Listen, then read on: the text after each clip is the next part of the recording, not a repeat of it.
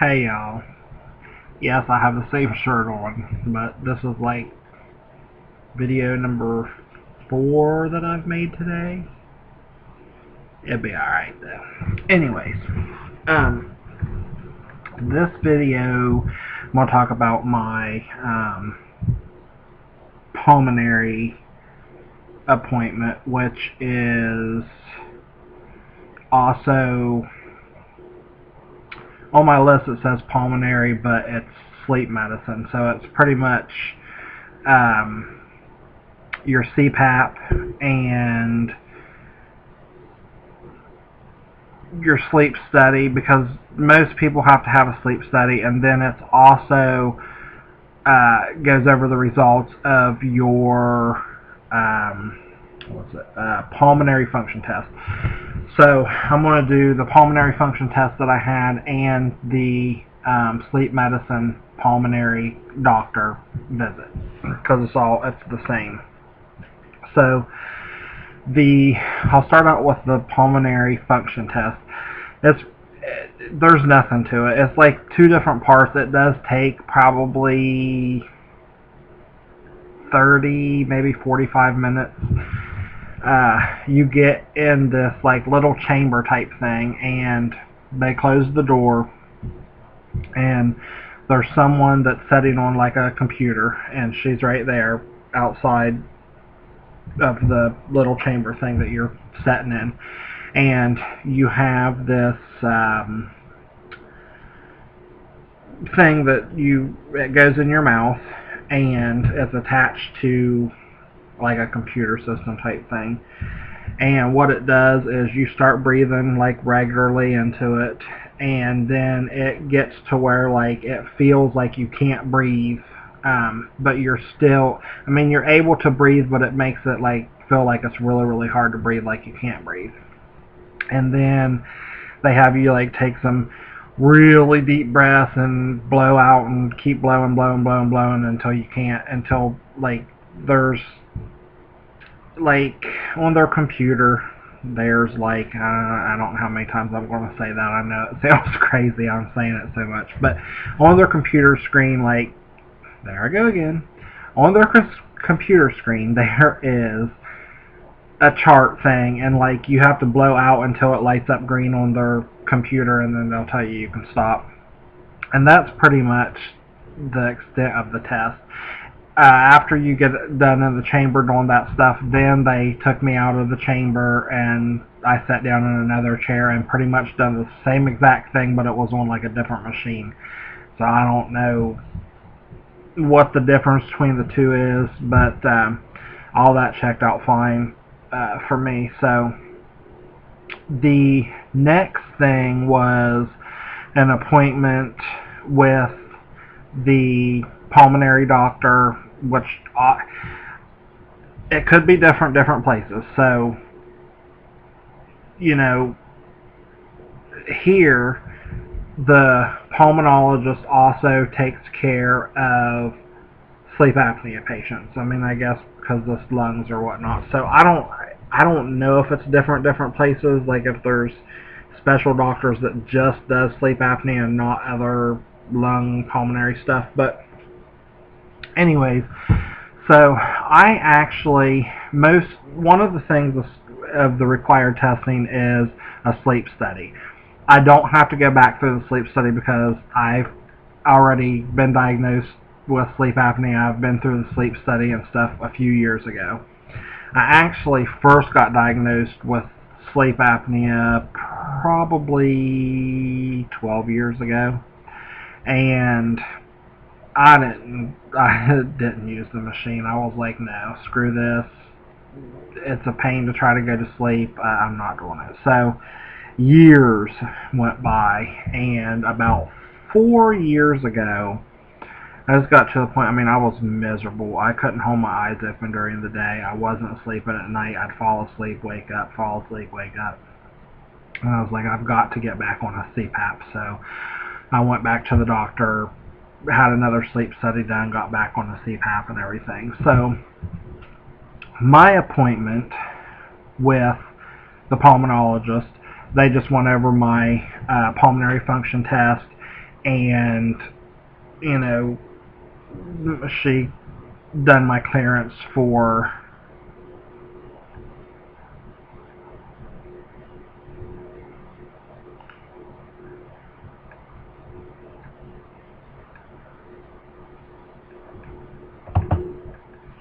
hello. Okay, sorry, the computer just like completely froze. Anyways, my appointment was just, she was pretty much going over my lung function test and giving me clearance to have weight loss surgery, which actually I go back to her again next week, and then she'll give me my clearance because she wanted another 30 days of showing that I was using the machine, because previous insurance that I had gotten a hole in the tubing of my CPAP machine and they wouldn't cover it.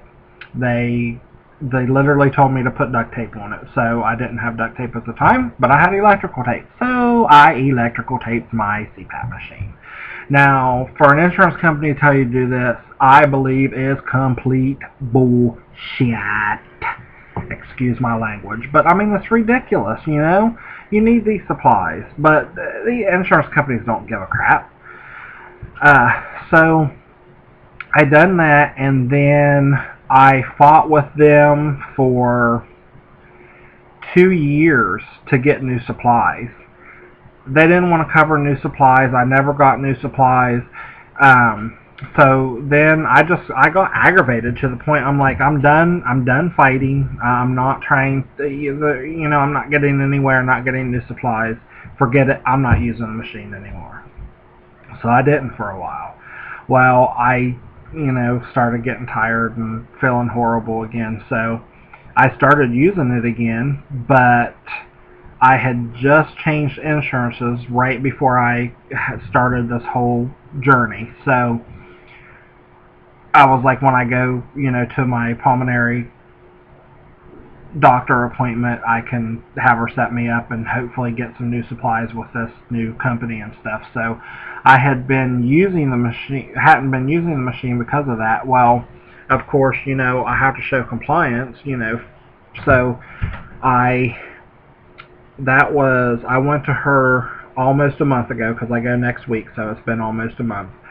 And she set me up to get new supplies and everything. So I had been using my old mask to show that I'd been using my CPAP every night. I mean, I've been sleeping horrible because the mask was so old that it didn't get a good seal, so I had major leak every single night, and I still wasn't getting the sleep I needed. So a month ago, she sent in to me to get new supplies. Well, the supply company that I had previously, they was like, well, we don't take your insurance that you have now. So I had to call the doctor's office back, and they called a new company, gave them my information and stuff.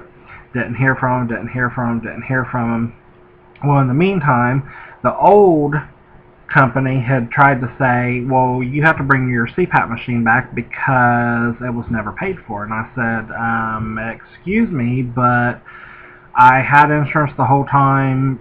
You had billed them. It was paid for. So they got that straightened out. So the new medical supply company was like, well, we need you to come in and fill out this paperwork to get your records released from the other medical supply company so we can get you new supplies. So I got that done. A week went by, 2 weeks went by. I finally call them back, and I'm like, look, how long does it take to get supplies? Because I've had trouble for 4 years since I've got this machine getting new supplies, and it's ridiculous. I need this for my health, to sleep well and stuff, and you just fool around. So finally, day before yesterday, 1 week before I go back for 30 days of compliance, I finally got new CPAP supplies. So I'm hoping she'll give me my clearance because I have been compliant using it, even though it has showed a major leak every night.